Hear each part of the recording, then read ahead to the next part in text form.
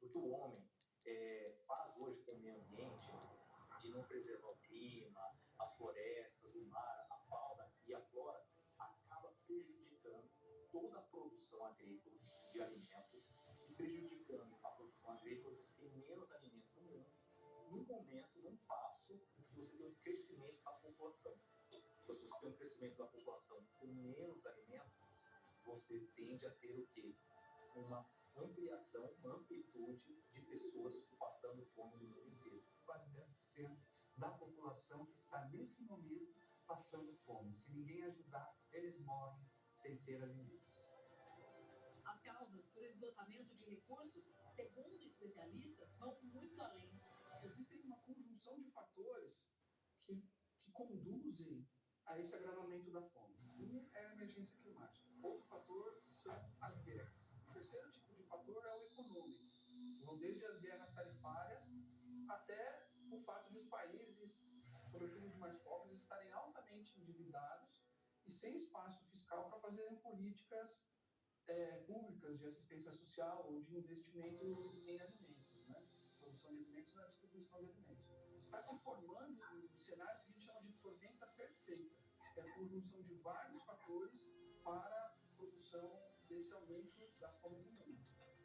Eu estou na entrada de uma grande comunidade na zona leste de São Paulo para conversar com uma família que retrata muito bem a realidade de outras tantas famílias por aqui. Pessoas que tentam todos os dias trazer comida para dentro de casa. Essa família em especial é dividida aqui em diversos cômodos, com muitas crianças. E a gente vai conversar agora com a Evelyn, que mora nessa casa também, que divide espaço. Basicamente, de favor, ela vive hoje. E que batalha demais para conseguir trazer alimento para dentro de casa.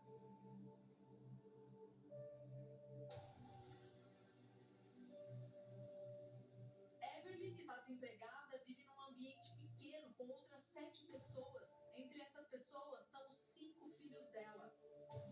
Aqui é a cozinha, né? De vocês. Sim, aqui é a cozinha da gente.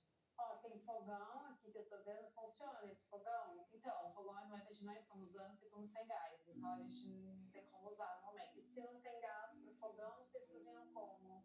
A gente ganhou um fogãozinho pequenininho, que ele é elétrico. Aí a gente vai se organizando. Põe uma panela, a gente faz um pouquinho de arroz quando tem. Ou se não, quando não tem, alguém sempre traz alguma coisa para as crianças, para todo mundo. Aí a gente vai realizando quando faz com fome. Uma criança de 0 a 6 anos que não se alimenta com os nutrientes corretos está marcado para o resto da vida, no crescimento, na questão cognitiva e uma série de outras doenças que ela pode ter. Não adianta, depois de 6 anos, se alimentá-la super bem. Ela já não cresceu, ela já perdeu a janela de crescimento. Às vezes eles falam, não, hoje tem comida. Às vezes eu falo, não, hoje não, filho. Hoje às vezes Deus vai preparar mais tarde, ou outra hora a gente arruma e eles comem. Eles entendem. E como é que você se sente? Nós como mãe, por dentro mata a gente. Porque você ver um filho seu pedir uma coisa e você não ter pra dar, é a mesma coisa de que você tomar uma facada no peito e não ter como ajudar seus filhos. Os impactos da fome no mundo são extremamente severos. Em primeiro lugar, as populações famintas têm a sua capacidade de trabalho reduzida. Então, as pessoas famintas, elas são menos criativas, elas têm menor capacidade de aprendizagem. Então, o potencial humano dessas pessoas é limitado. Você não consegue, com fome, procurar um emprego, você não consegue, com fome, estudar, você não consegue, com fome, fazer quase nada. Diante do enorme desafio de alimentar uma população de mais de 8 bilhões de pessoas, a indústria alimentícia se transformou para produzir mais, de forma mais rápida e mais barata também. Só que isso levou à proliferação dos chamados alimentos ultraprocessados. Esses alimentos não são comida de verdade, não são alimentos que vão te dar os componentes que você precisa, as vitaminas que você precisa, né, para que você consiga se desenvolver. Eles vão te dar uma satisfação, parece que enchi meu estômago, estou satisfeito, mas aquilo ali não é bom para a nossa saúde. Elas podem estar adoecendo pela boca.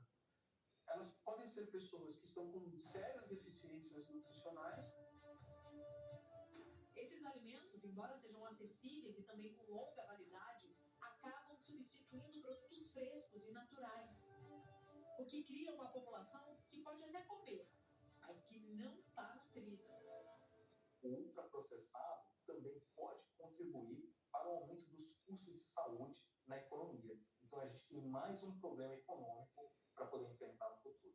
Já está hoje estudos, né, que comprovam que aquelas pessoas que se alimentam com comidas ultraprocessadas estão muito mais suscetíveis a cânceres. Todos os tipos de cânceres. Por quê? Porque são componentes, né, químicos que são utilizados. E um fator que deixa essa equação ainda mais difícil de se resolver é o desperdício. É uma outra lista que o Brasil também faz parte. Hoje o Brasil desperdiça, segundo dados recentes publicados pelo Pacto contra a Fome, quase 8 vezes o que a gente se alimenta no Brasil. Então, se a gente pegasse tudo que a gente desperdiça, poderia alimentar o país 8 vezes. Aqui no Brasil mesmo, o desperdício é muito grande. E o desperdício vai desde a produção de alimentos até o transporte, através das nossas rodovias, que não são mais adequadas para transporte de alimentos, até o consumo final. Nós temos ainda uma cultura brasileira de dizer, é melhor sobrar do que faltar. E nisso a gente acaba fazendo muito mais do que nós deveríamos no almoço, no domingo, por exemplo, nos almoços do dia a dia. E o que faz com essa comida? Muitas vezes jogamos fora. A preocupação é cada vez maior. Se o ser humano não aprender a lidar melhor com o alimento que produz, podemos estar muito, muito perto do limite. Falar de fome no mundo é algo sempre muito inquietante e agoniante. Olhar apenas o alimento como um negócio vai fazer o mundo